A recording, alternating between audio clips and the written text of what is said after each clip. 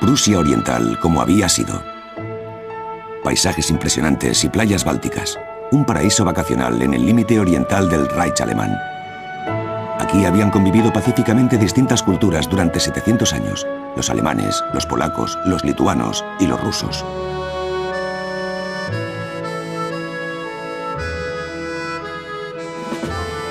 En ella, la vida parecía exenta de problemas. Pero en los años 20, el gobierno alemán fracasó en la introducción de las reformas necesarias para levantar esta región agrícola. La gente de Prusia Oriental estaba desilusionada y deseaba un cambio provechoso. Y lo buscaron en los nacionalsocialistas y su líder, Adolf Hitler, quien sublimó Prusia Oriental como emplazamiento avanzado del Reich alemán. Los prusianos orientales votaron en masa por el partido nazi. La Prusia Oriental de Hitler.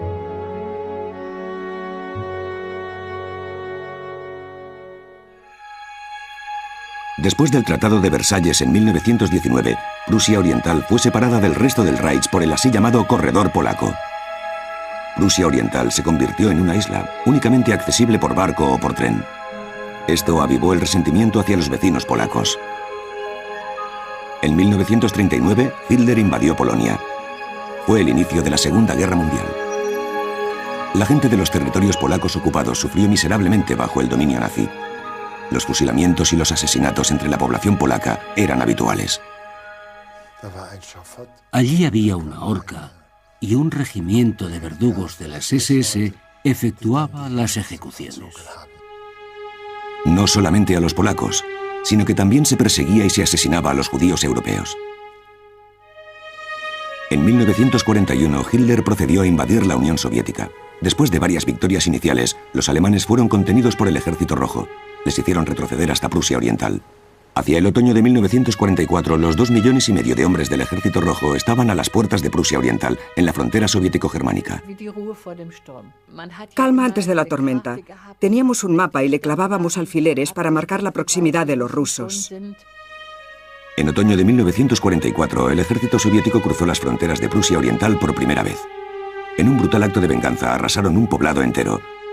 Los documentales de propaganda nazi omitieron mencionar que durante los 3 años y medio anteriores se había llevado a cabo una guerra de exterminio contra la población soviética. Habíamos sembrado el viento y recogíamos tempestades. Así eran las cosas, lamentablemente, y la gente estaba atemorizada. El Superior Ejército Rojo invadió el país provocando la huida de 2 millones de prusianos orientales. Recuerdo que fue a mediados de enero de 1945. Nuestra división combatía como parte del Tercer Frente Bielorruso y cruzamos hacia Prusia Oriental desde territorio polaco. Pero ¿cómo se había llegado a esta situación?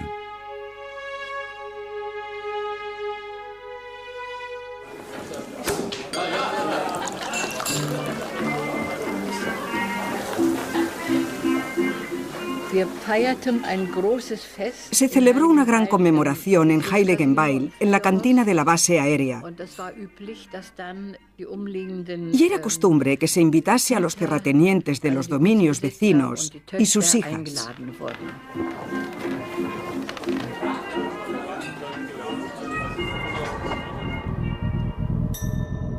Gisela Hanning tenía 19 años en aquellos tiempos. Llegó de Valga, en la costa báltica, y trabajó en la base aérea de la Luftwaffe en Heiligenbeil. Prusia Oriental, verano de 1944. La guerra que se había estado encarnizando con Europa durante 5 años parecía muy lejana. Diese Waggons bergen die in wilder Eile zusammengebrachten Habseligkeiten ganzer Dorfgemeinschaften. Ihre Besitzer gehen lieber in die Ungewissheit der Fremde, als dass sie sich der Knechtschaft des Bolschewismus unterwerfen. Éramos jóvenes y solo queríamos disfrutar de la vida. Los pilotos, por descontado, querían ser buenos anfitriones. Habían enviado aviones a Dinamarca para comprar mantequilla y nata y prepararon más de 30 pasteles que acabaron expuestos. Los pilotos no solamente compraron buen vino y unos cócteles estupendos, sino también los primeros discos bailables de swing.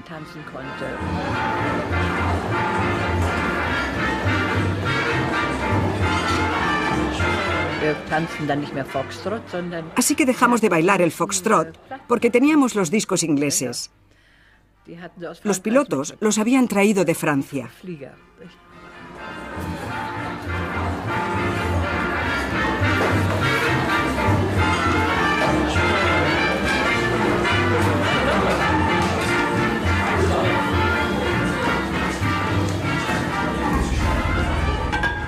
La fiesta de swing de Gisela Hanning fue un acto arriesgado en esos momentos. Bailar al son del swing podía conducirte a prisión, si no era un campo de concentración. Bailábamos literalmente con el peligro.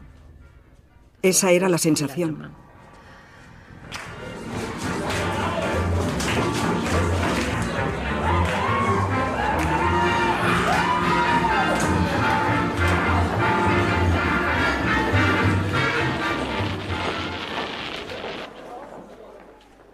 Abrimos las ventanas porque hacía mucho calor. La vía del tren pasaba al lado de la base aérea, a unos 200 metros. En ese momento vimos los primeros trenes de refugiados.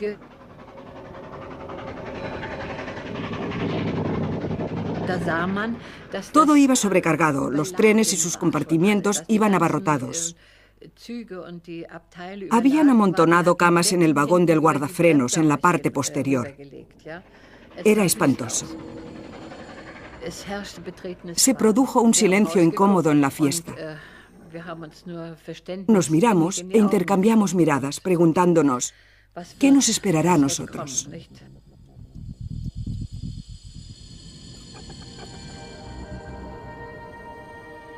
El mundo de la aristocracia también desarrollaba su tranquilo curso en Prusia Oriental. Aquí la nobleza era legendaria. En ningún otro lugar existían casas de campo tan espléndidas, las colonias eran tan extensas y la distinción social tan marcada. El anciano presidente del Reich, el capitán general Paul von Hindenburg, era el testaferro de la aristocracia de Prusia Oriental. Pasaba todo su tiempo libre en su colonia en Neudeck, en Prusia Oriental.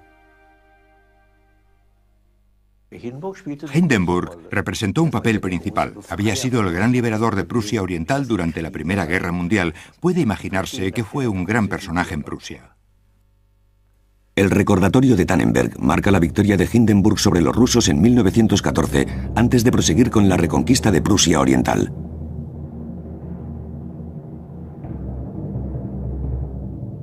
La visita al monumento conmemorativo de Tannenberg era imprescindible para los aristócratas de Prusia Oriental, incluyendo al conde Hans zu Dohna.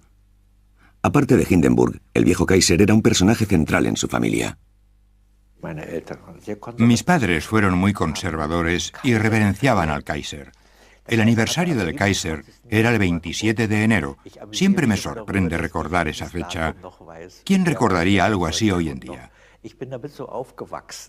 Yo crecí con ello, lo que indica claramente que en mi infancia, en los años 30, el Kaiser todavía representaba un papel en mi hogar familiar. Después de la Primera Guerra Mundial, Wilhelm II, el último Kaiser alemán, abdicó. Vivió en el exilio en Doorn, en Holanda. Películas caseras de los años 30 de la familia del conde Hermann zu Dohna-Firkenstein que muestran a su mujer, Clotilde, y a sus hijos con sus amigos. Los Dohnas se encontraban entre los terratenientes más poderosos del este del Elba.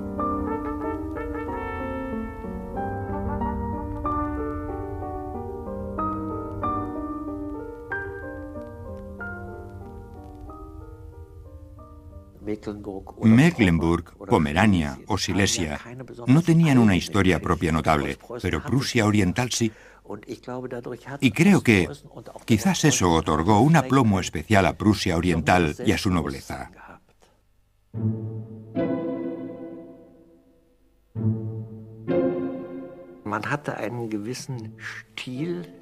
Mantuvo una cierta clase.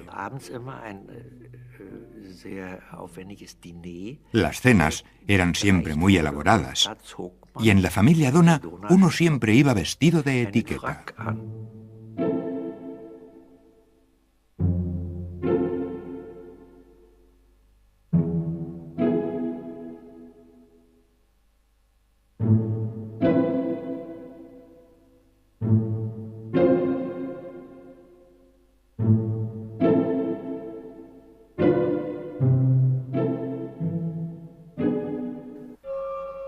En contraste, los minifundistas y los campesinos se ahogaban en la pobreza más profunda. La situación insular de Prusia Oriental los privó de mercados para su producción. Las reformas fueron bloqueadas. La Prusia Oriental agrícola fue a menos cada día. Muy pocos seguían teniendo fe en la democracia. Para los granjeros, la vida era especialmente dura en invierno.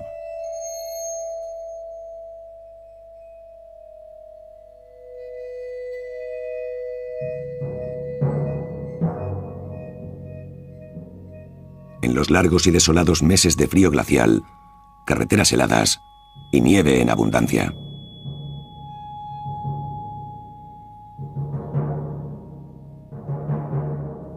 La familia Pusch vivía en la laguna Curonia, en el norte de Prusia Oriental. Ahí los inviernos eran todavía más inclementes que en ningún otro lugar. La temperatura descendía hasta menos 25 o 30 grados. ¿Y qué teníamos para vestir? Un par de zapatos. 2 quizás. Y estaban doblados y encorvados por la humedad. El padre de Willy Pusch era lechero en una pequeña colonia. Los hijos tenían que ayudar las 24 horas del día.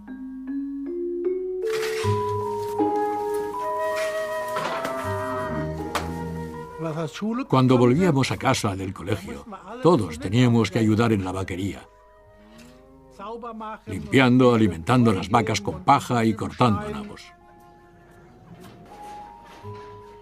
También teníamos que muñir alguna de las vacas.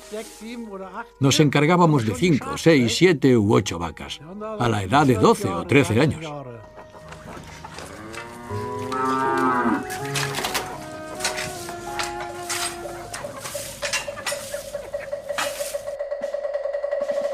Los nacionalsocialistas prometieron una resurgencia nacional. Fomentaban la frustración sobre la democracia. En las elecciones de 1932, Prusia Oriental se convirtió victoriosamente en la ciudadela del partido nazi. Y cuando los nazis llegaron al poder en el año 1933, la mayoría de votantes nazis se sintió reivindicada. Aquí la agricultura disfrutó de una ligera mejora.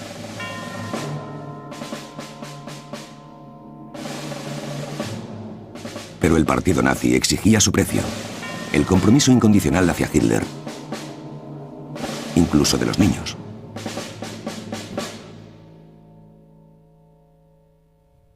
Éramos los únicos sin uniformes, así que fuimos convocados por el alcalde.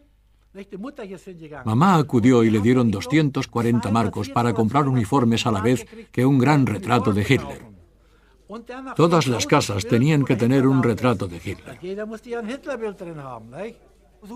Nadie tenía dinero para esas cosas. Papá dijo, no vamos a comprar esa porquería. Entonces mamá fue a Zinten y compró los uniformes. El alcalde lo aceptó y dijo que estaba bien. Nos los pusimos y los usamos durante días.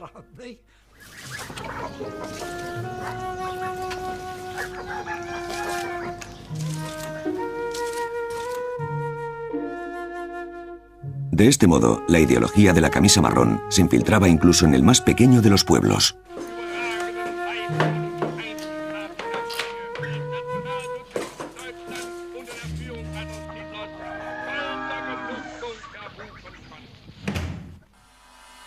Erich Koch fue el líder de Prusia Oriental, un pequeño Hitler en el estado provinciano. Este antiguo ferroviario había estado dando soporte al Führer sin cesar desde el año 1928. Die Gegner aller Richtungen glaubten behaupten zu können, dass die Ostpreußen nichts mit mir zu tun haben wollten. Dass sie mich, den Rebellen, den Putschisten ablehnten. Und dass es für mich besser wäre, wenn ich wieder Ostpreußen verließe. Wir hatten es uns vorgenommen, mit aller Entschlossenheit des Führers Willen zu vollziehen, hier ein starkes und uneinnehmbares Bollwerk zu schaffen. Koch fomentó su baluarte nazi entre la generación más joven. In Anwesenheit von Gauleiter Erich Koch wurde die erste Neubaugruppe der Nationalpolitischen Erziehungsanstalt Sturm in Westpreußen eingeweiht. Gauleiter Erich Koch besichtigte die handwerklichen Lehrstätten der Nationalpolitischen Erziehungsanstalt, in denen die Jungens eine gründliche Ausbildung in den verschiedensten Handwerksfächern erfahren können.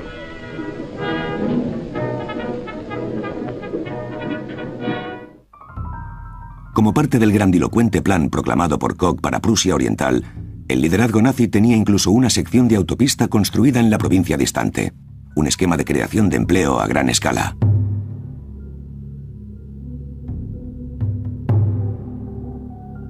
El líder Koch persiguió su objetivo de conquistar Prusia Oriental para ganarse el apoyo de Hitler. Muchas familias nobles siguieron el llamamiento. Paul von Hindenburg dejó de ser el líder indiscutido, ya que sus seguidores eligieron compartir su suerte con el advenedizo Adolf Hitler. Las partidas de caza incluían ahora a sus nuevos amos.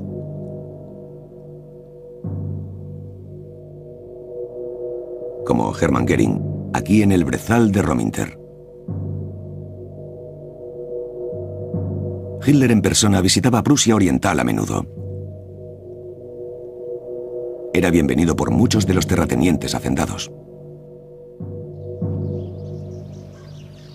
Sin embargo, en el Palacio Walburg, la familia Sudona permaneció incondicionalmente leal al Kaiser. El conde Hans Sudona era el más joven de 6 hermanos. Hitler no era tenido en estima. Era un nuevo rico. Ni siquiera era alemán, era austríaco. La gente le ponía apodos que todavía se recuerdan, el Cabo de Bohemia y nombres por el estilo.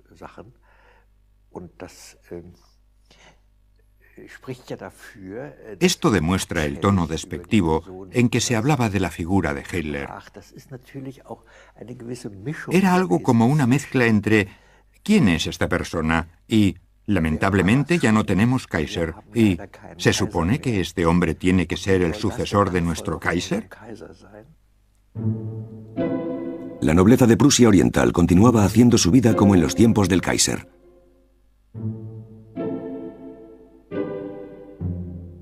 Por supuesto que, al contrario que los demás niños del pueblo, Hans Sudona no asistió a su escuela. Los tutores privados se desplazaban al Palacio de Walburg. Esa había sido la tradición durante generaciones.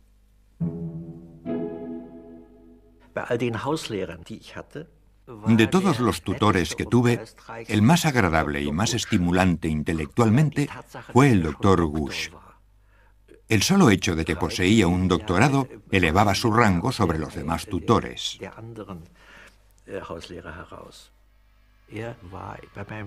Mi padre lo respetaba en gran manera. En casa de mis padres existía una estricta jerarquía.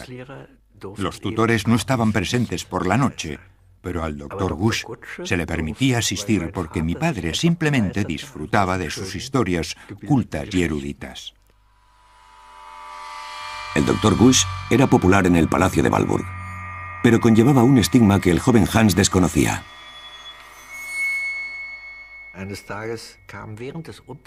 Un día, durante mis lecciones, mi madre subió corriendo a nuestro piso y entró de golpe en la habitación diciendo: «Hans, tienes que venir inmediatamente. Hemos encontrado una serpiente muy extraña en el palacio y no puedes perdértelo». Me desconcertó que mi madre interrumpiese la clase por una serpiente. Nunca había pasado una cosa así. El verdadero motivo era que la policía había venido a arrestar a Gusch, y yo, como niño que era, no debía presenciarlo.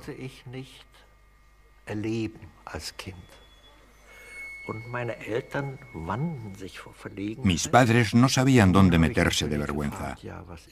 Naturalmente pregunté qué estaba sucediendo, pero nunca recibí una respuesta concreta. Fue después de la guerra que descubrí de manera accidental que Gusch era homosexual, lo cual, en la época de Hitler, era pecado capital. Poco después de que los nazis llegasen al poder, la gente que no le gustaba al régimen, por el motivo que fuese, era arrestada en pleno día y encarcelada o deportada a los campos de concentración en el Reich. En el verano de 1939, Prusia Oriental se convirtió en una zona de despliegue de las Fuerzas Armadas alemanas. Fue a partir de aquí que el 1 de septiembre Hitler emprendió la invasión de Polonia, lo cual desató la Segunda Guerra Mundial. La invasión abolió el corredor polaco. Para 1 millón de polacos en esta zona, incluyendo a muchos judíos, había amanecido una era de terror. Los temporeros de Polonia se habían convertido en una imagen familiar en Prusia Oriental. Ahora llegaban como mano de obra forzada. Cualquier alemán podía solicitarlos en la oficina de empleo.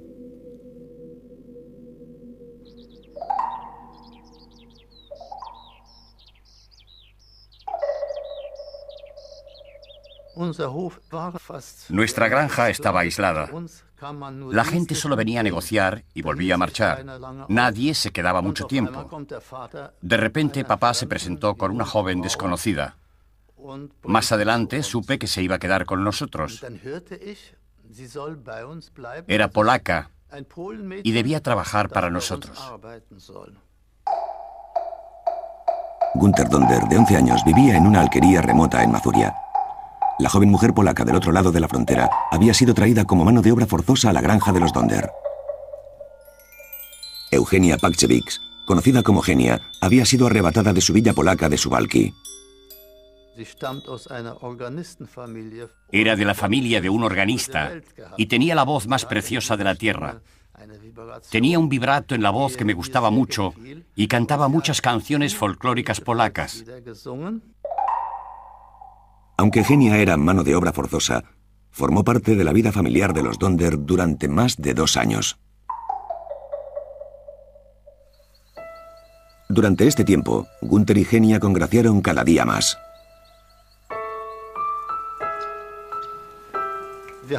En el piso de arriba teníamos una habitación que fue su dormitorio durante el verano. Los dos dormíamos ahí, yo en una cama y ella en la otra. Al oscurecer de una noche de octubre, encendimos la lámpara y ella me habló de un libro que había leído que contenía un juramento. Me pidió si podíamos hacer uno en que cuidásemos el uno del otro eternamente.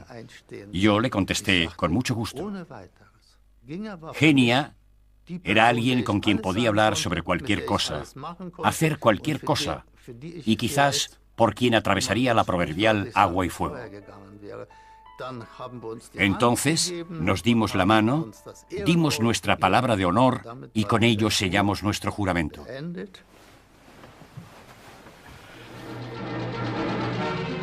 Millones de polacos fueron obligados a trabajar en las fábricas de armamento del Reich alemán, produciendo armas y munición para la guerra de Hitler. La ideología nazi veía a los esclavos como a seres racialmente inferiores, explotables como mano de obra esclavizada. Los polacos tenían que ser visiblemente reconocibles como tales en todo momento, luciendo la letra P en sus chaquetas.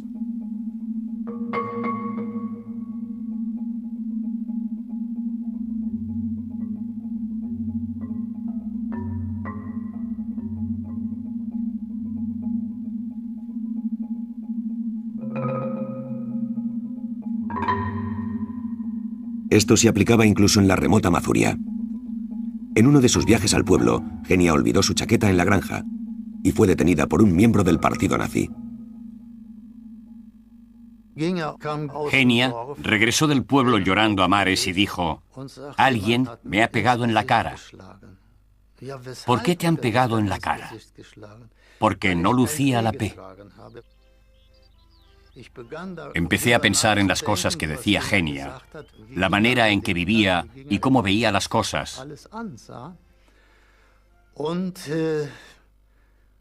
Y cuanto más duraba la guerra, más fuerte y más público se hacía su patriotismo. Me enseñó canciones patrióticas. Tocaba algunas en mi acordeón en pleno día a viva voz sin pensarlo. Puedo recordar muy bien una canción. Era el himno polaco. A mis padres no les hacía mucha gracia. Entonces llegó el día, en septiembre de 1943, en que mi padre dijo: «Genia se marcha mañana». Fue como si perdiese el mundo de vista. ¿Por qué se marcha Genia? Genia se ha adaptado muy bien y a todos os cae bien. No, ya está todo preparado. Genia se marcha.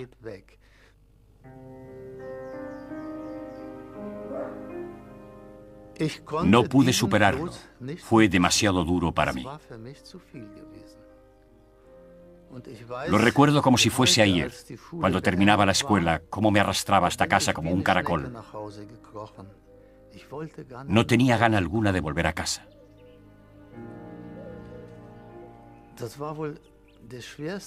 Era el camino más duro que pudiese hacer entonces, a los 14 años de edad. Regresar a la casa donde Genia ya no vivía. Poco tiempo después, Genia fue deportada a Westfalia para trabajar en una fábrica de munición. En 1941, Hitler escogió este lugar cerca de Rastenburg, en Prusia Oriental, como cuartel general. La Cueva del Lobo, como se la conocía, estaba compuesta por 50 búnkers y una guarnición de 2000 hombres. Fue desde aquí que Hitler condujo su campaña de aniquilación contra la Unión Soviética y contra los judíos de Europa.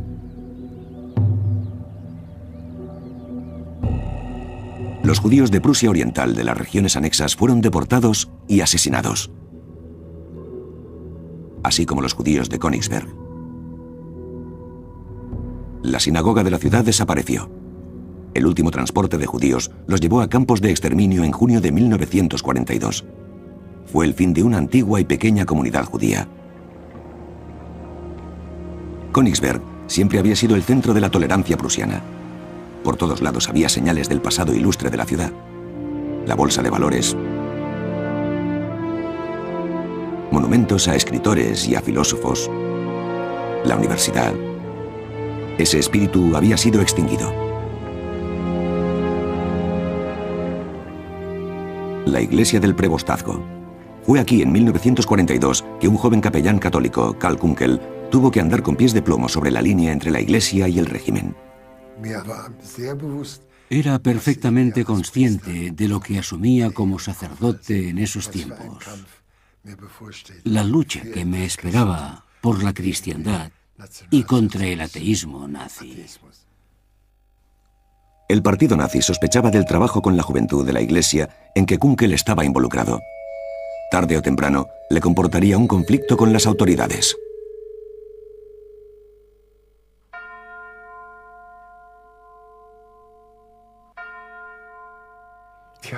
Ya había vivido esta lucha contra el nazismo como joven teólogo. El conflicto ya era evidente.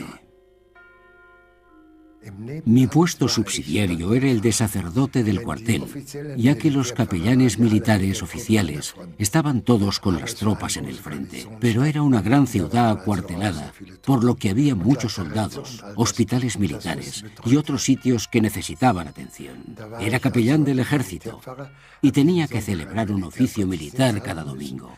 Era el responsable de la atención pastoral en el ejército.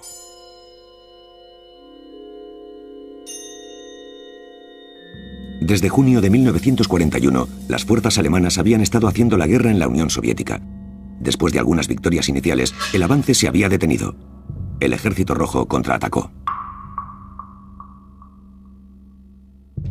El invierno de 1943 aportó el momento decisivo para las fuerzas soviéticas. En la batalla por Stalingrado aniquilaron un ejército alemán al completo. Fue un duro golpe también para la gente de Prusia Oriental. Con Stalingrado se perdió toda esperanza. Nadie creía en una victoria definitiva alemana. En el fondo de sus corazones, todo el mundo dejó de creer en una victoria. El estado de ánimo de los soldados en el frente y en los cuarteles comenzó a decaer, a pesar de los discursos enardecedores y los desfiles.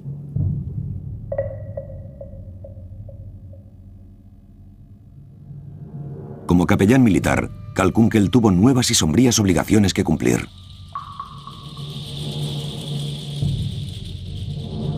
Tuvo que ayudar a desertores capturados en sus últimas horas de vida. Cuando alguien era sentenciado a muerte, también me correspondía atenderlo. Llegaba a la cárcel a las 6 de la mañana y administraba el sacramento. Me quedaba con él hasta las 8 en punto. Después se lo llevaban detrás de la cortina. Entonces se oía el silbido de la guillotina y el flujo de la sangre. Metían el cuerpo en el ataúd y la cabeza a su lado, y 2 días después tenía que oficiar el entierro en el cementerio de Königsberg.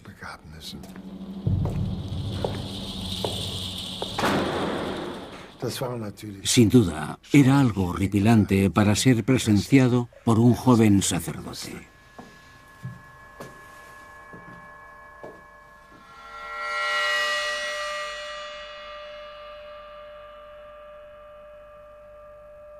La vida de la Iglesia llevaba mucho tiempo bajo la sombra de los nazis.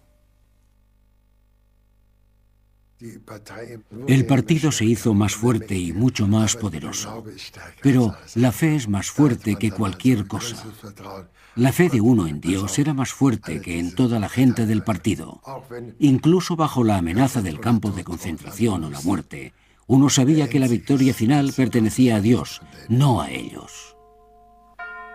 Desde el principio, los nazis sospechaban del trabajo de Kunkel con la juventud cristiana. Finalmente, en el verano de 1944, la Gestapo se lo llevó al campo de concentración de Dachau, con un pretexto que nunca se reveló.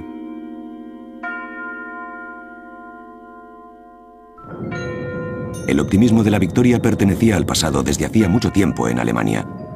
Las bombas de los aliados caían noche y día. Apenas ningún pueblo del tamaño que fuese quedaba indemne. Con la excepción de Königsberg. En la capital de Prusia Oriental, la vida cotidiana seguía con más o menos normalidad.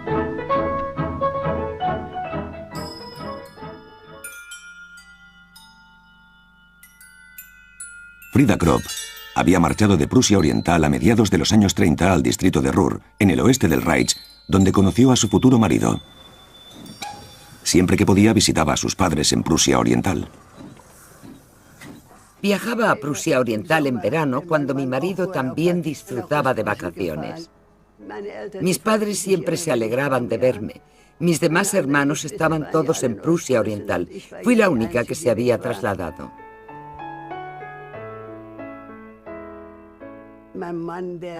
Mi marido lo filmaba todo.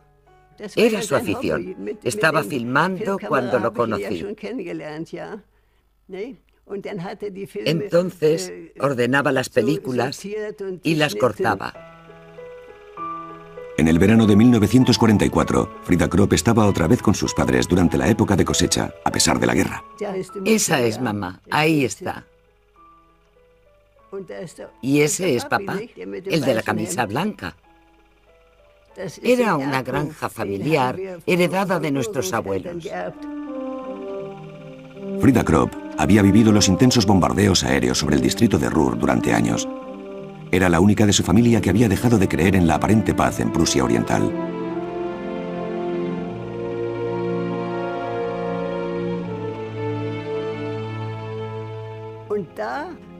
Estábamos en el campo trabajando con mi madre y mi hermana.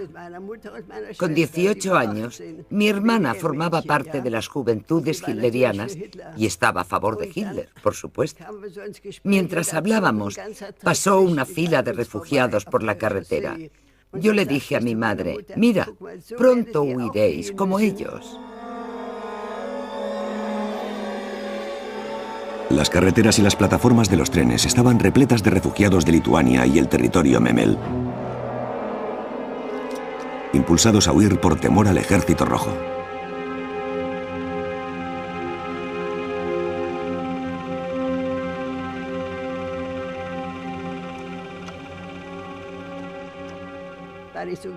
Mi padre me dijo, ten cuidado, no vayamos a delatarte, porque era muy anti-hitleriana. Yo le contesté, delátame si quieres, solo digo la verdad. Mi hermana era una sabionda, era una líder de las juventudes hitlerianas. Le pegué porque era muy insolente. Sí, le di un tortazo. Le dije, ¿pretendes saberlo mejor que yo, descarada? Hitler no puede hacer nada, nada en absoluto. Frida Kropp se dispuso a marchar de Prusia Oriental en desacuerdo con su familia. A las 5:30 de la mañana, mi padre me llevó a la estación. Estaba todo tan abarrotado que no te podías mover. Yo no era de las que se dan por vencidas. Pensé, tienes que superarlo. En un tren repleto de refugiados, Frida Kropp viajó a solas, únicamente para descubrir que al llegar a Dortmund, lo único que quedaba de su hogar era un montón de escombros.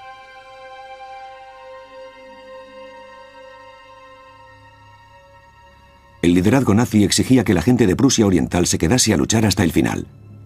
El líder, Erich Koch, impuso la estricta prohibición de huir de la provincia e hizo cavar una trinchera defensiva. Se suponía que debía detener al 1,5 millones de hombres del Ejército Rojo.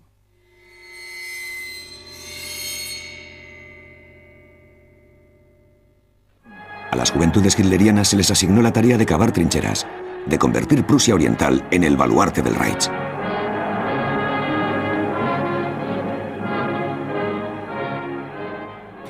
La sensación era increíble. Era como si marchásemos de vacaciones hacia el campo de las juventudes. Todo el mundo estaba animado después en el tren. De hecho, algunos llevaban botellas de schnapps con ellos, y eso aún alegraba más el ambiente. Algunos acabaron vomitando por todo el tren. Theo Nicolai de Königsberg era un miembro entusiasta de las juventudes hitlerianas, encantado de cavar y hacer algo por la madre patria. En agosto de 1944 hacía un tiempo magnífico. La primera sección que cavamos fue en el bosque. No teníamos crema, así que nos frotábamos con mantequilla, que no era muy fresca, por lo que seguramente olíamos un poco. Propaganda para cavar por la victoria. El documental nazi homenajeaba a los jóvenes héroes. Habt ihr Anweisung bekommen, wie tief, wie breit der Graben geführt werden muss? Jawohl. Erzähl mal, wie sieht der Graben aus? Der Graben muss natürlich so breit sein, dass sich der Infanterist dort genügend bewegen kann. Ja. Oben etwa 1 Meter breit, dann schräg nach unten, etwa 8 Zentimeter breit. Pero los llamamientos a estos deportes al aire libre pronto empezaron a decaer.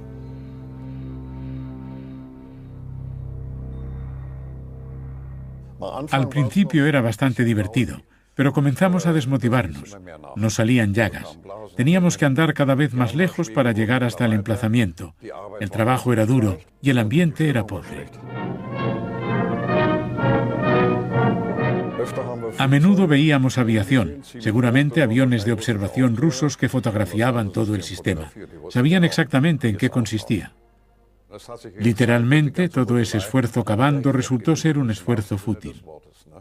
Los rusos simplemente cruzaron las trincheras riendo. Todo acabó resultando ridículo. Hacia finales de agosto, el ambiente entre los chicos empeoró porque habían perdido todo contacto con sus familias.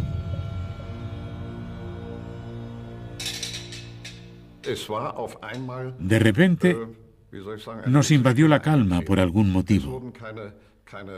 Dejaron de llegar noticias, periódicos y cartas. Y pensamos, aquí pasa algo.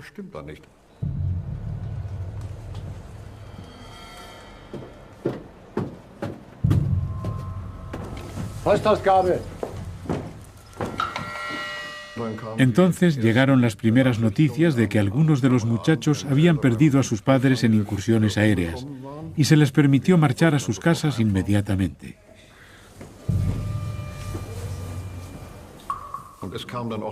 Yo recibí una carta de mi padre.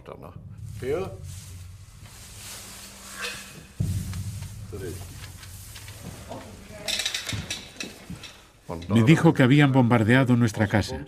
Naturalmente, eso fue un verdadero trauma. Lloré a cántaros. No quería que los demás viesen lo afectado que estaba, así que me fui a un campo de patatas. Me tumbé en el suelo y lloré desconsoladamente.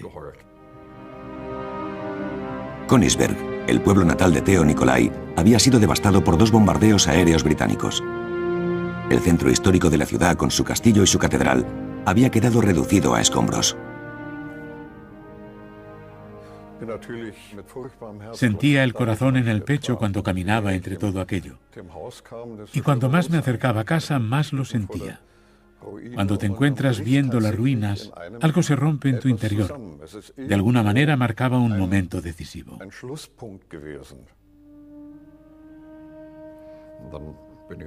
Removí los escombros esperando encontrar algo debajo. No encontré nada, por supuesto, aparte de nuestra panera, que era de metal. El pan estaba hecho cenizas. Lloré y no vi nada más porque estaba deshecho.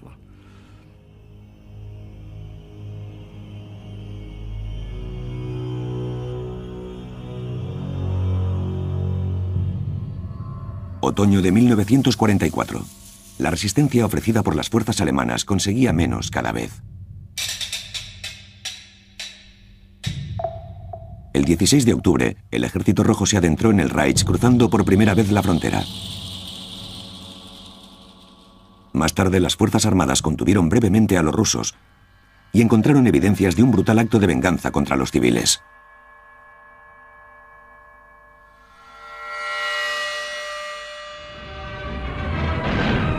Bei den erfolgreichen Gegenangriffen sind die deutschen Soldaten auf grausige Spuren bolschewistischen Mordterrors gestoßen. In Nemmersdorf und den anderen ostpreußischen Orten hat die den Sowjethorden von ihrer Führung gegebene volle Handlungsfreiheit gegenüber der Zivilbevölkerung bestialische Auswirkungen gefunden. Los cadáveres fueron expuestos en los documentales por la máquina propagandística nazi. No se mencionó una sola palabra sobre los 3 años anteriores de la guerra de exterminio contra la Unión Soviética. También en el lado alemán todavía no se comprende que una nación como la nuestra pudiese haber hecho algo semejante. Una nación culta. Como dice el dicho, hemos sembrado el viento y recogemos tempestades. Así eran las cosas, lamentablemente. Y la gente estaba atemorizada. Y aterrorizada también, por supuesto. Nadie imaginaba realmente el destino que aguardaba a Prusia Oriental. Era la única frontera directa de Alemania con la Unión Soviética. La provincia era el portal de entrada a Alemania para los rusos. Después de 3 años de guerra en su propio país, ahora se encontraban en el umbral del Reich enemigo. La Cueva del Lobo, cerca de Rastenburg. En noviembre, Adolf Hitler abandonó sus cuarteles de Prusia Oriental definitivamente. No le importaba nada a la gente de Prusia Oriental. Su orden de partida fue que no podía marchar ningún civil. El Ejército Rojo preparó su gran ofensiva. Las cosas seguían tranquilas en el frente, pero eso solo significó un pequeño respiro final. Los generales soviéticos habían amasado un ejército de 1 millón de hombres para su ataque definitivo sobre Prusia Oriental. Solamente esperaban que llegase el frío antes de proseguir su marcha. Hacía tiempo que disponían de soberanía aérea. Entonces el Ejército Rojo entró en Prusia Oriental. Los prusianos orientales huyeron presa del pánico.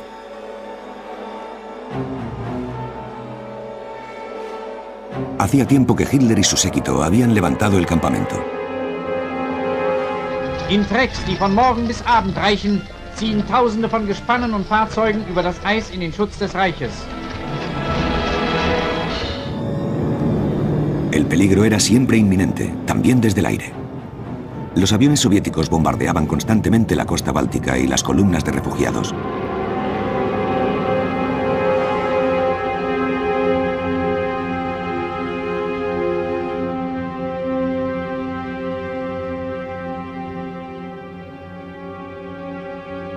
Muchos refugiados perecieron en la nieve y en el hielo. 2 de los 2,5 millones de prusianos orientales emprendían la huida.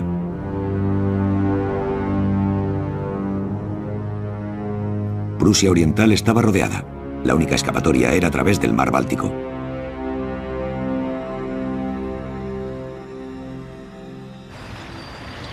Nada podía detener la maquinaria bélica soviética. Ni los soldados, ni los últimos dirigentes de la milicia nacional, ni Adolf Hitler. La superioridad del Ejército Rojo era gigantesca. El teniente Boris Cherepashines era uno del 1.600.000 soldados soviéticos que invadieron Prusia Oriental esos días de enero.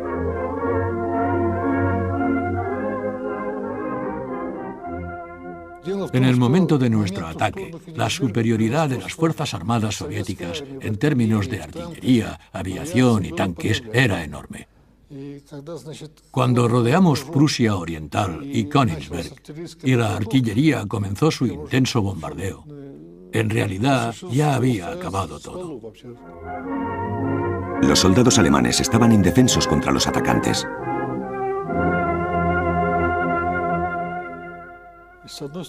Por un lado pensábamos, por fin ha llegado vuestra hora, por fin sabéis lo que significa la guerra. Pero como personas sentíamos lástima por los refugiados.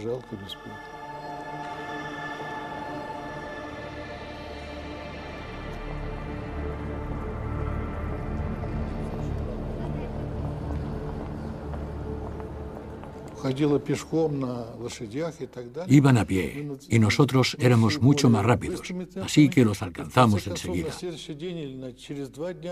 Y cuando los adelantamos, fue muy duro presenciar el sufrimiento de esa gente. Tuvieron que dejar sus hogares, tuvieron que dejarlo todo y huían hacia el oeste. Los soviéticos celebraron su victoria sobre la bestia fascista, como la nombraba su propaganda. El frente avanzó más y más, y los soviéticos dispusieron guarniciones de comando en todos lados.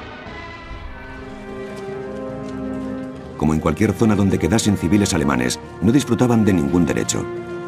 Y los vencedores a menudo ejercían su venganza. La confrontación con los ocupantes era impredecible, marcada muy a menudo por abusos brutales y a veces por una amabilidad inesperada.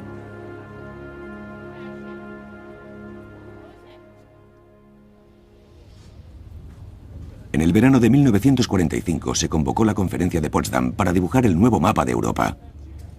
Stalin, Truman y Churchill autorizaron el traslado ordenado y humano de poblaciones alemanas o elementos de los mismos de los anteriores territorios del este.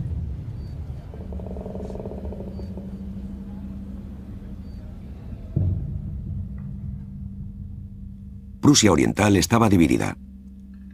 La parte del sur se otorgó a Polonia y la del norte a la Unión Soviética.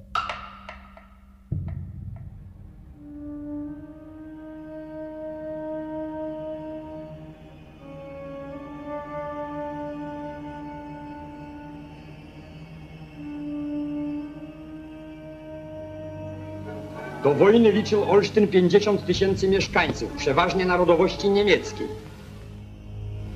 Wymarłe dzielnice czekają na prawych gospodarzy. Los colonos polacos surgieron de todos lados para comenzar una nueva vida en el sur de Prusia Oriental.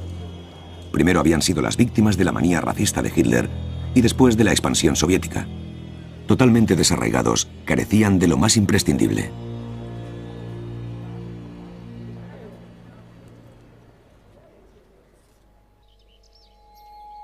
La nueva frontera partía el medio exacto de lo que había sido Prusia Oriental. Los polacos y los rusos se disputaron el minucioso curso de la frontera durante mucho tiempo. Los soviéticos declararon su lado zona militar restringida. En su centro se encontraba la antigua Königsberg. En las ruinas de la ciudad devastada, los nuevos habitantes se establecieron lo mejor que pudieron, intentando volver a recuperar alguna clase de normalidad. La guerra de Hitler había dejado a los nuevos habitantes una tierra devastada y despoblada. Las iglesias estaban en ruinas. Del mismo modo, lo estaban las mansiones y las fincas. Habían finalizado 700 años de historia.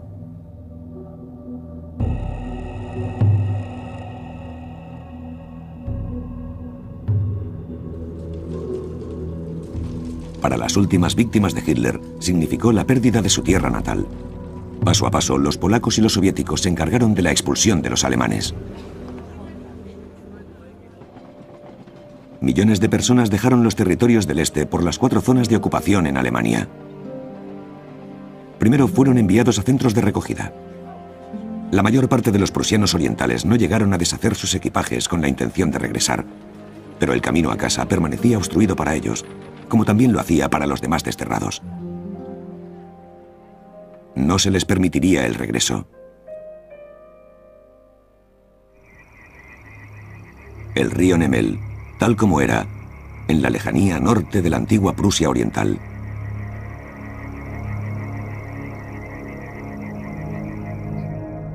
Aquí la guerra dejó poco más que ruinas, como el famoso puente Reina Luis en Tilsit. La herencia alemana fue obliterada por las nuevas autoridades. Tilsit fue renombrada Sovietsk. La nueva ciudad tenía que empezar desde cero. Antes de la guerra había tenido 60.000 habitantes. Después de la guerra solamente quedaron 6.500. La antigua Prusia Oriental fue ocupada por una población completamente nueva. Polacos y colonos soviéticos, supervivientes de la mano de obra forzosa, veteranos de guerra y desterrados. Forjaron una nueva vida en este lugar. Y la antigua Prusia Oriental desapareció por completo igual que el Tercer Reich. Mucha gente había perdido su hogar. Otros encontraron uno nuevo. La tarea de reconstrucción era un gran reto y las cicatrices muy profundas. Tuvieron que pasar muchos años para que esta región violada comenzase una lenta recuperación de la devastación de la guerra.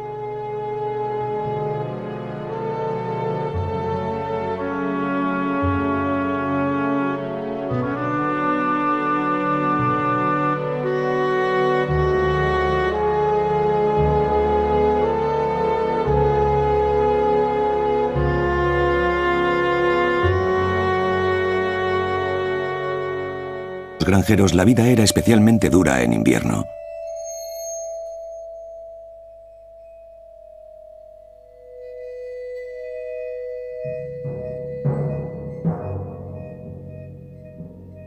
En los largos y desolados meses de frío glacial, carreteras heladas y nieve en abundancia.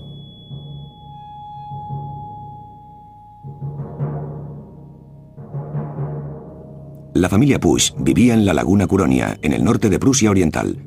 Ahí los inviernos eran todavía más inclementes que en ningún otro lugar. La temperatura descendía hasta menos 25 o 30 grados. ¿Y qué teníamos para vestir? Un par de zapatos. 2 quizás. Y estaban doblados y encorvados por la humedad. El padre de Willy Pusch era lechero en una pequeña colonia. Los hijos tenían que ayudar las 24 horas del día.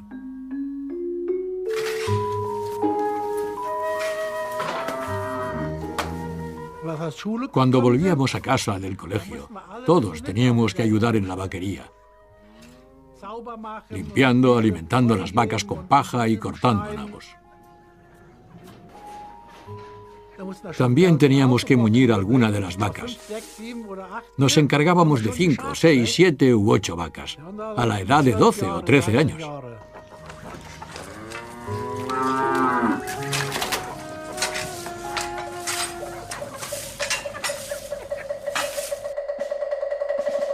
Los nacionalsocialistas prometieron una resurgencia nacional. Fomentaban la frustración sobre la democracia. En las elecciones de 1932, Prusia Oriental se convirtió victoriosamente en la ciudadela del partido nazi. Y cuando los nazis llegaron al poder en el año 1933, la mayoría de votantes nazis se sintió reivindicada. Aquí la agricultura disfrutó de una ligera mejora.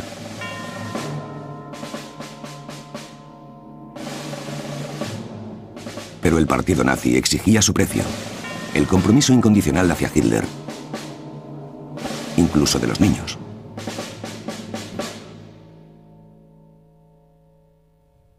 Éramos los únicos sin uniformes, así que fuimos convocados por el alcalde. Mamá acudió y le dieron 240 marcos para comprar uniformes a la vez que un gran retrato de Hitler. Todas las casas tenían que tener un retrato de Hitler. Nadie tenía dinero para esas cosas. Papá dijo, no vamos a comprar esa porquería. Entonces mamá fue a Zinten y compró los uniformes.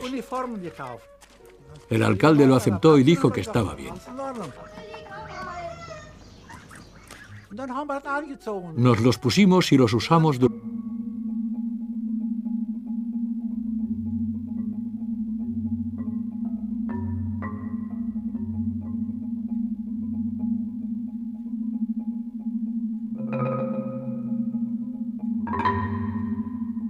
Esto se aplicaba incluso en la remota Mazuria. En uno de sus viajes al pueblo, Genia olvidó su chaqueta en la granja y fue detenida por un miembro del partido nazi. Genia regresó del pueblo llorando a mares y dijo, alguien me ha pegado en la cara. ¿Por qué te han pegado en la cara? Porque no lucía la P. Empecé a pensar en las cosas que decía Genia, la manera en que vivía y cómo veía las cosas.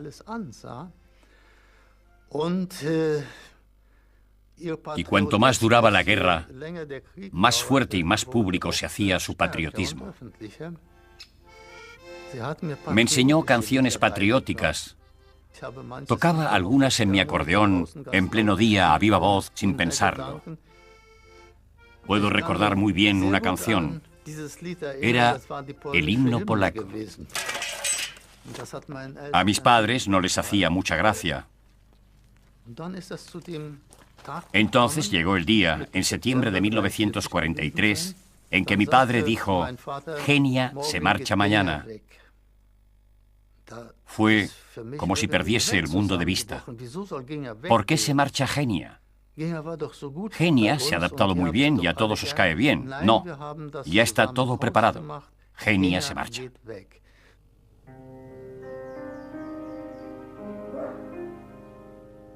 No pude superarlo. Fue demasiado duro para mí. Lo recuerdo como si fuese ayer, cuando terminaba la escuela, cómo me arrastraba hasta casa como un caracol. No tenía gana alguna de volver a casa.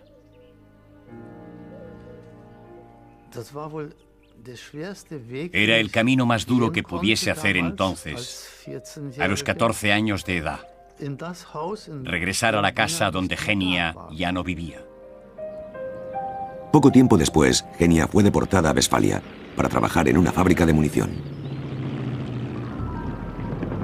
En 1941, Hitler escogió este lugar cerca de Rastenburg, en Prusia Oriental, como cuartel general.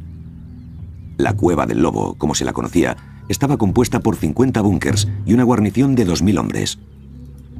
Fue desde aquí que Hitler condujo su campaña de aniquilación contra la Unión Soviética y contra los judíos de Europa.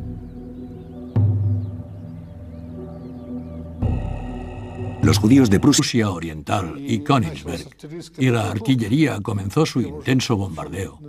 En realidad, ya había acabado todo. Los soldados alemanes estaban indefensos contra los atacantes.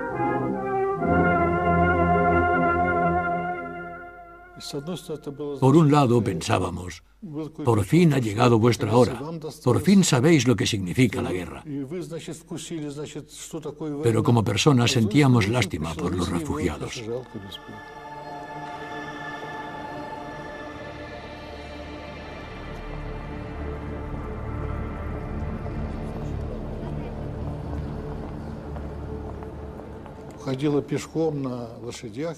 Iban a pie y nosotros éramos mucho más rápidos, así que los alcanzamos enseguida.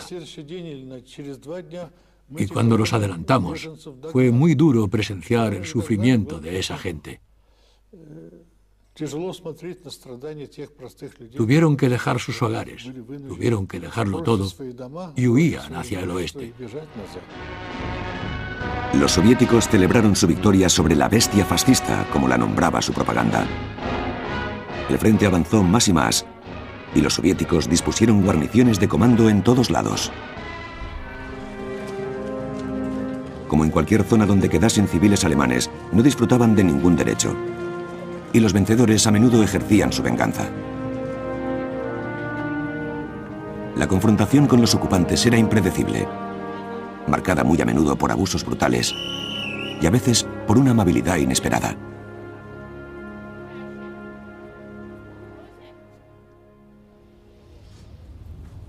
En el verano de 1945 se convocó la Conferencia de Potsdam para dibujar el nuevo mapa de Europa. Stalin, Truman y Churchill autorizaron el traslado ordenado y humano de poblaciones alemanas o elementos de los mismos de los anteriores territorios del este.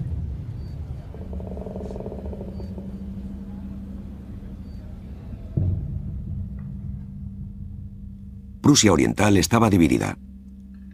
La parte del sur se otorgó a Polonia y la del norte a la Unión Soviética.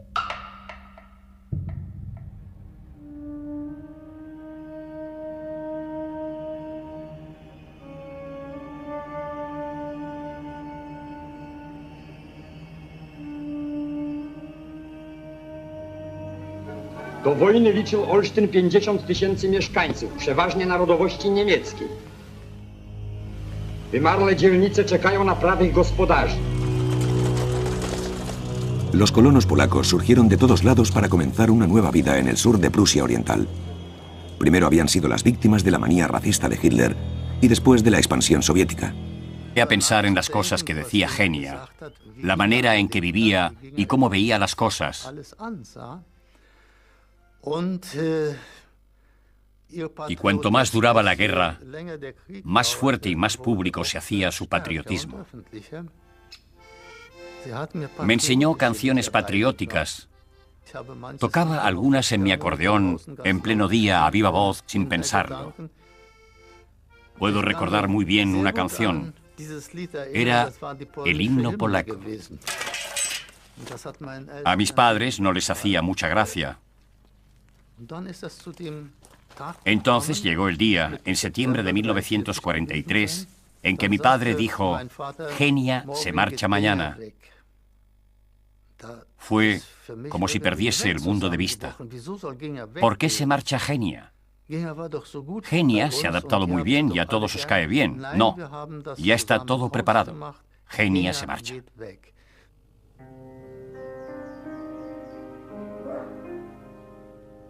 No pude superarlo. Fue demasiado duro para mí. Lo recuerdo como si fuese ayer, cuando terminaba la escuela, cómo me arrastraba hasta casa como un caracol. No tenía gana alguna de volver a casa.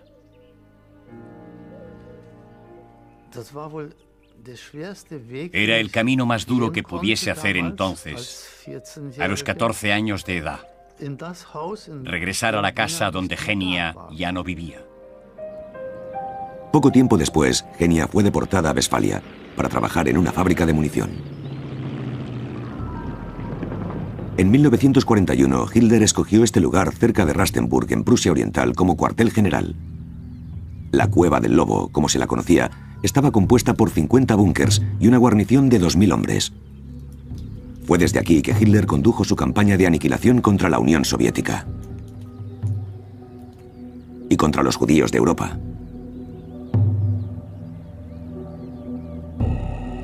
Los judíos de Prusia Oriental de las regiones anexas fueron deportados y asesinados, así como los judíos de Königsberg. La sinagoga de la ciudad desapareció. El último transporte de judíos los llevó a campos de exterminio en junio de 1942. Fue el fin de una antigua y pequeña comunidad judía. Königsberg siempre había sido el centro de la tolerancia prusiana. Por todos lados había señales del pasado ilustre de la ciudad. La bolsa de valores, monumentos a escritores y a filósofos, la universidad. Ese espíritu había sido extinguido. En 1942, que un joven capellán católico, Karl Kunkel, tuvo que andar con pies de plomo sobre la línea entre la iglesia y el régimen. Era perfectamente consciente de lo que asumía como sacerdote en esos tiempos. La lucha que me esperaba por la cristiandad y contra el ateísmo nazi. El partido nazi sospechaba del trabajo con la juventud de la iglesia en que Kunkel estaba involucrado. Tarde o temprano, le comportaría un conflicto con las autoridades.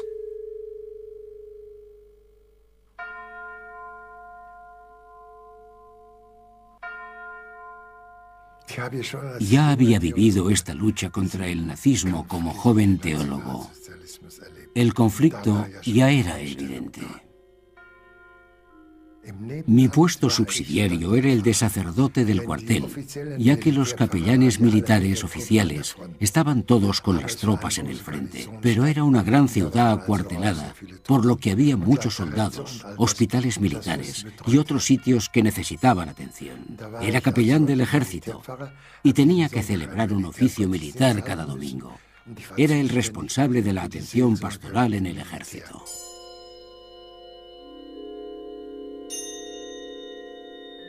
Desde junio de 1941, las fuerzas alemanas habían estado haciendo la guerra en la Unión Soviética. Después de algunas victorias iniciales, el avance se había detenido. El Ejército Rojo contraatacó. El invierno de 1943 aportó el momento decisivo para las fuerzas soviéticas. En la batalla por Stalingrado aniquilaron un ejército alemán al completo. Fue un duro golpe también para la gente de Prusia Oriental. Con Stalingrado se perdió toda esperanza. Nadie creía en una victoria definitiva alemana. En el fondo de sus corazones, todo el mundo dejó de creer en una victoria. El estado de ánimo de los soldados en el frente y en los cuarteles comenzó a decaer a pesar de los discursos enardecedores y los desfiles.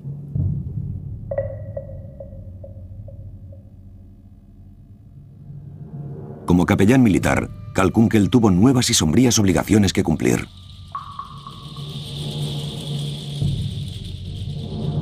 Tuvo que ayudar a desertores capturados en sus últimas horas de vida. Cuando alguien era sentenciado a muerte, también me correspondía atenderlo. Llegaba a la cárcel a las 6 de la mañana y administraba el sacramento. Me quedaba con él hasta las 8 en punto. Después se lo llevaban detrás de la cortina. Entonces se oía el silbido de la guillotina y el flujo de la sangre.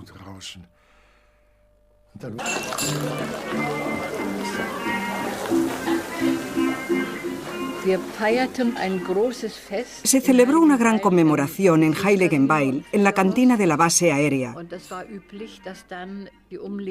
Y era costumbre que se invitase a los terratenientes de los dominios vecinos y sus hijas.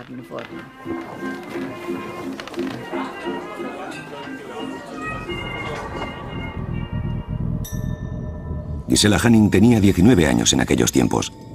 Llegó de Valga, en la costa báltica, y trabajó en la base aérea de la Luftwaffe en Heiligenbeil. Prusia Oriental, verano de 1944. La guerra que se había estado encarnizando con Europa durante 5 años parecía muy lejana.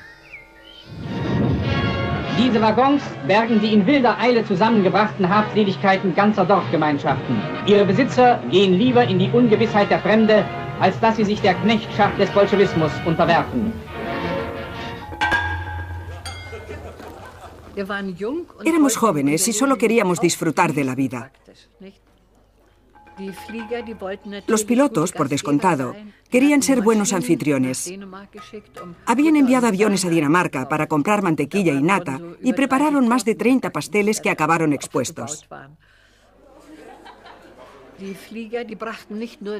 Los pilotos no solamente compraron buen vino y unos cócteles estupendos, sino también los primeros discos bailables de swing.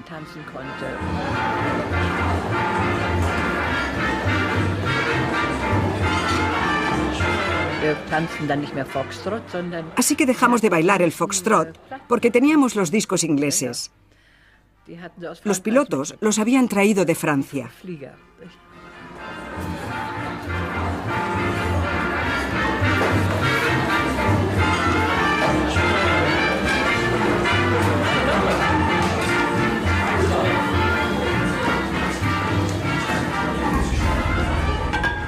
La fiesta de swing de Gisela Hanning fue un acto arriesgado en esos momentos.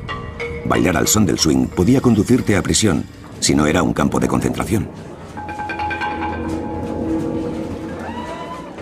Bailábamos literalmente con el peligro. Esa era la sensación.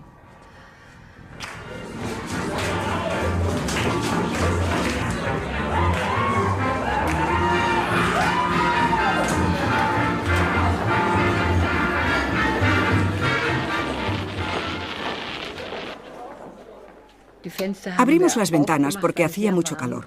La vía del tren pasaba al lado de la base aérea, a unos 200 metros. En ese momento vimos los primeros trenes de refugiados.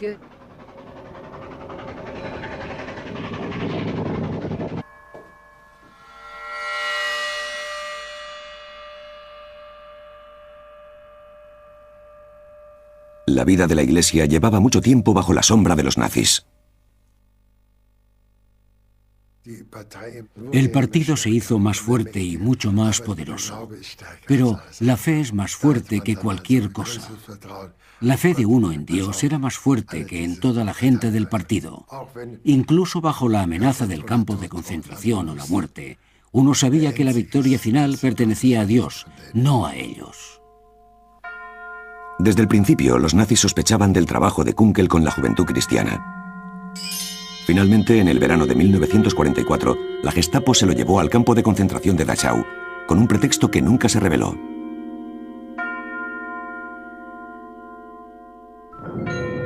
El optimismo de la victoria pertenecía al pasado desde hacía mucho tiempo en Alemania. Las bombas de los aliados caían noche y día. Apenas ningún pueblo del tamaño que fuese quedaba indemne.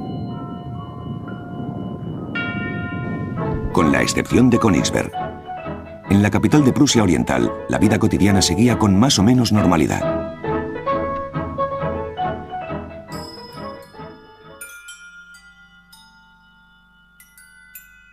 Frida Kropp había marchado de Prusia Oriental a mediados de los años 30 al distrito de Ruhr, en el oeste del Reich, donde conoció a su futuro marido. Siempre que podía visitaba a sus padres en Prusia Oriental. Viajaba a Prusia Oriental en verano cuando mi marido también disfrutaba de vacaciones. Mis padres siempre se alegraban de verme. Mis demás hermanos estaban todos en Prusia Oriental. Fui la única que se había trasladado.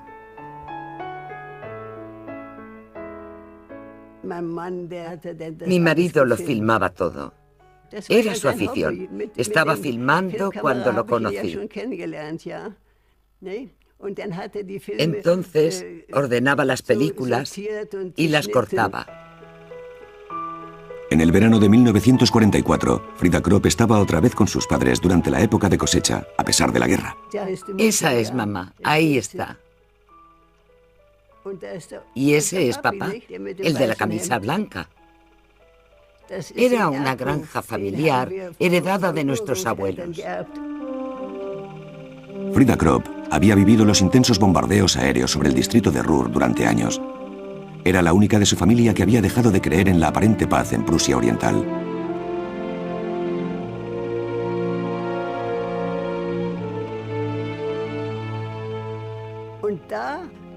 Estábamos en el campo trabajando con mi madre y mi hermana. Con 18 años, mi hermana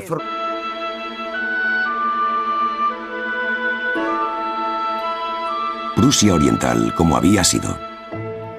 Paisajes impresionantes y playas bálticas. Un paraíso vacacional en el límite oriental del Reich alemán. Aquí habían convivido pacíficamente distintas culturas durante 700 años. Los alemanes, los polacos, los lituanos y los rusos.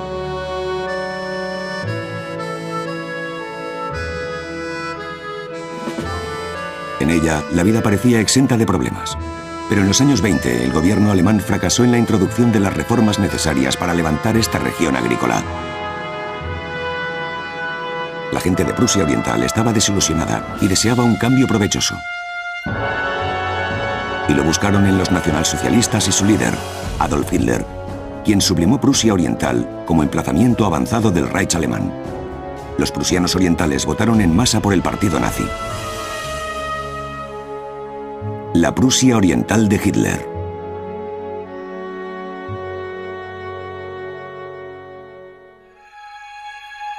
Después del Tratado de Versalles en 1919, Prusia Oriental fue separada del resto del Reich por el así llamado Corredor Polaco.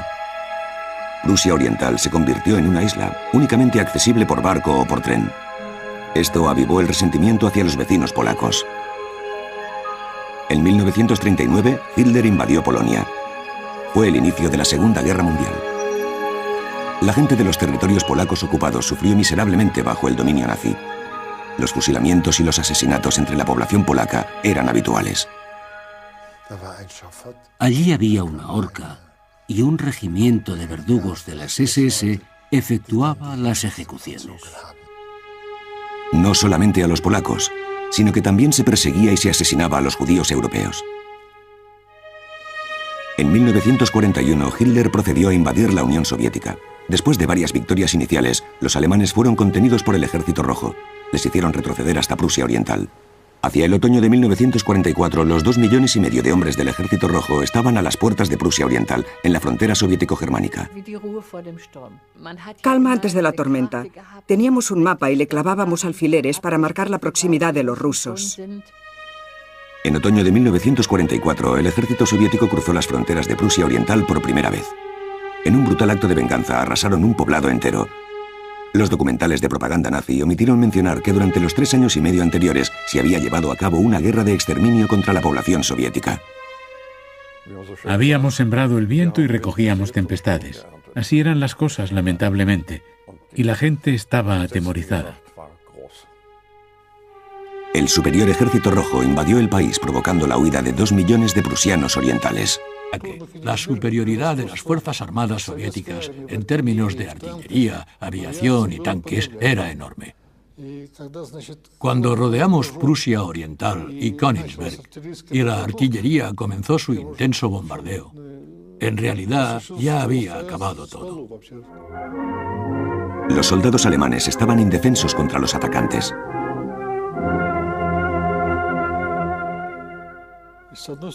Por un lado pensábamos, por fin ha llegado vuestra hora, por fin sabéis lo que significa la guerra. Pero como personas sentíamos lástima por los refugiados.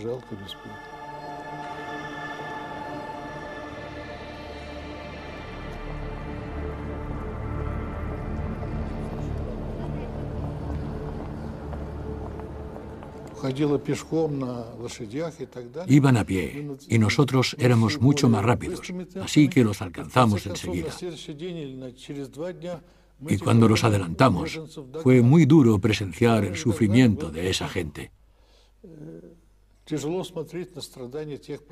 Tuvieron que dejar sus hogares, tuvieron que dejarlo todo y huían hacia el oeste. Los soviéticos celebraron su victoria sobre la bestia fascista, como la nombraba su propaganda. El frente avanzó más y más, y los soviéticos dispusieron guarniciones de comando en todos lados. Como en cualquier zona donde quedasen civiles alemanes, no disfrutaban de ningún derecho, y los vencedores a menudo ejercían su venganza. La confrontación con los ocupantes era impredecible, marcada muy a menudo por abusos brutales y a veces por una amabilidad inesperada.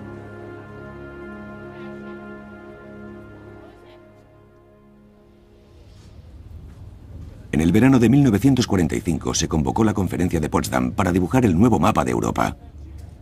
Stalin, Truman y Churchill autorizaron el traslado ordenado y humano de poblaciones alemanas o elementos de los mismos de los anteriores territorios del este.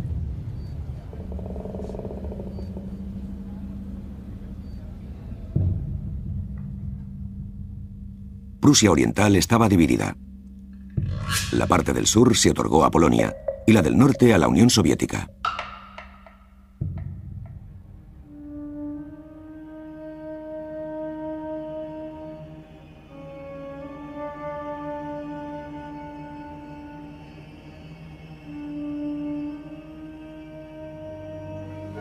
Do wojny liczył Olsztyn 50 000 mieszkańców, przeważnie narodowości niemieckiej. Wymarłe dzielnice czekają na prawych gospodarzy. Los colonos en la capital de Prusia Oriental, la vida cotidiana seguía con más o menos normalidad.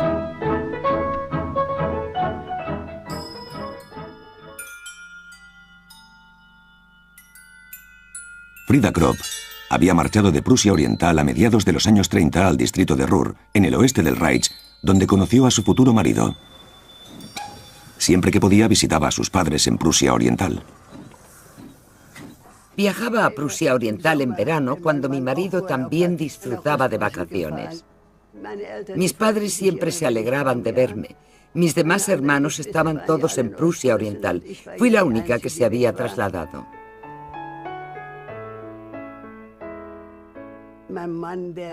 Mi marido lo filmaba todo. Era su afición. Estaba filmando cuando lo conocí. Entonces ordenaba las películas y las cortaba. En el verano de 1944, Frida Kropp estaba otra vez con sus padres durante la época de cosecha, a pesar de la guerra. Esa es mamá, ahí está. Y ese es papá, el de la camisa blanca. Era una granja familiar heredada de nuestros abuelos. Frida Kropp había vivido los intensos bombardeos aéreos sobre el distrito de Ruhr durante años. Era la única de su familia que había dejado de creer en la aparente paz en Prusia Oriental.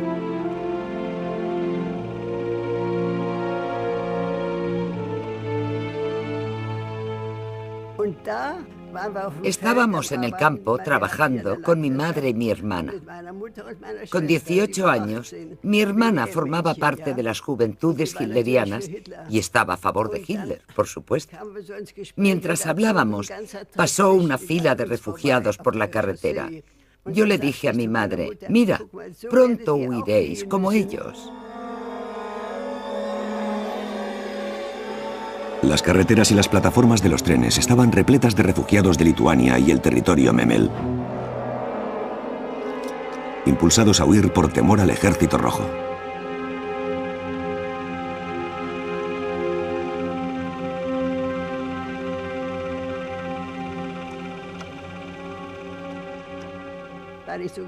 Mi padre me dijo, ten cuidado, no vayamos a delatarte, porque era muy anti-hitleriana.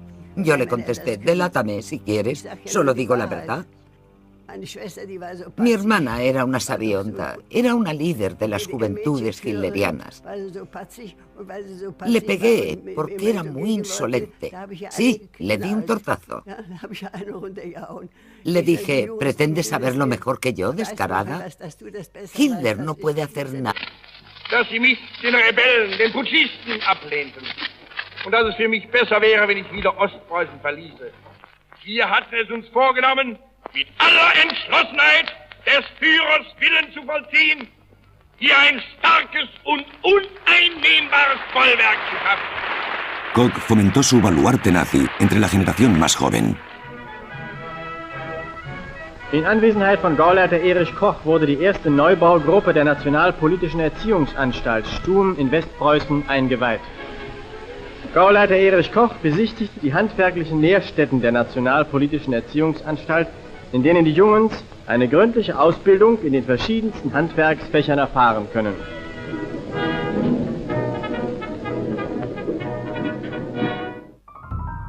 Como parte del grandilocuente plan proclamado por Koch para Prusia Oriental, el liderazgo nazi tenía incluso una sección de autopista construida en la provincia distante, un esquema de creación de empleo a gran escala.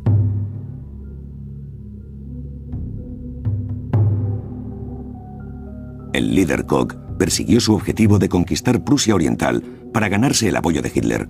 Muchas familias nobles siguieron el llamamiento. Paul von Hindenburg dejó de ser el líder indiscutido, ya que sus seguidores eligieron compartir su suerte con el advenedizo Adolf Hitler. Las partidas de caza incluían ahora a sus nuevos amos.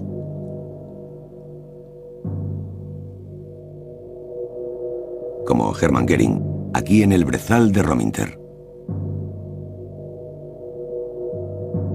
Hitler en persona visitaba Prusia Oriental a menudo. Era bienvenido por muchos de los terratenientes hacendados. Sin embargo, en el Palacio Walburg, la familia Sudona permaneció incondicionalmente leal al Kaiser. El conde Hans Sudona era el más joven de 6 hermanos. Hitler no era tenido en estima. Era un nuevo rico. Ni siquiera era alemán, era austríaco. La gente le ponía apodos que todavía se recuerdan, el Cabo de Bohemia y nombres por el estilo.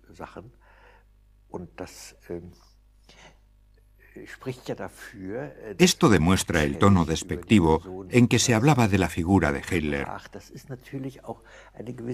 Era algo como una mezcla entre ¿quién es esta persona? Y lamentablemente ya no tenemos Kaiser. Y ¿se supone que este hombre tiene que ser el sucesor de nuestro Kaiser?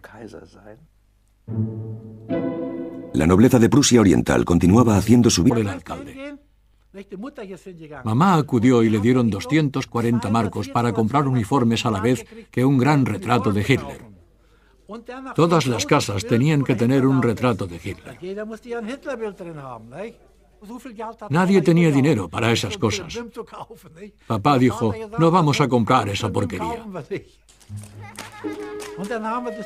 Entonces mamá fue a Zinten y compró los uniformes. El alcalde lo aceptó y dijo que estaba bien. Nos los pusimos y los usamos durante días.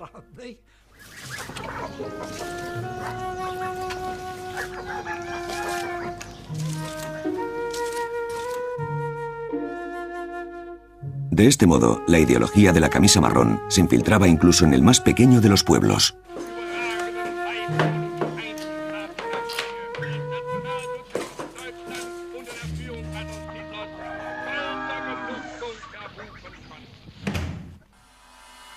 Erich Koch fue el líder de Prusia Oriental, un pequeño Hitler en el estado provinciano. Este antiguo ferroviario había estado dando soporte al Führer sin cesar desde el año 1928.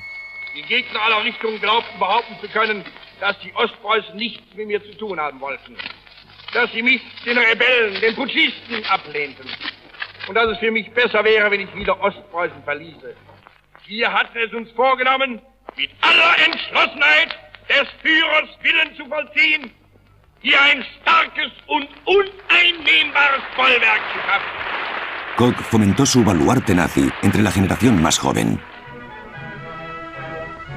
In Anwesenheit von Gauleiter Erich Koch wurde die erste Neubaugruppe der Nationalpolitischen Erziehungsanstalt Stum in Westpreußen eingeweiht.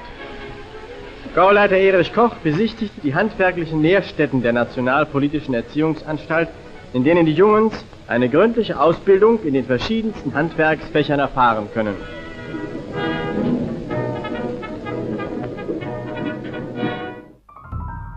Como parte del grandilocuente plan proclamado por Koch para Prusia Oriental, el liderazgo nazi tenía incluso una sección de autopista construida en la provincia distante, un esquema de creación de empleo a gran escala.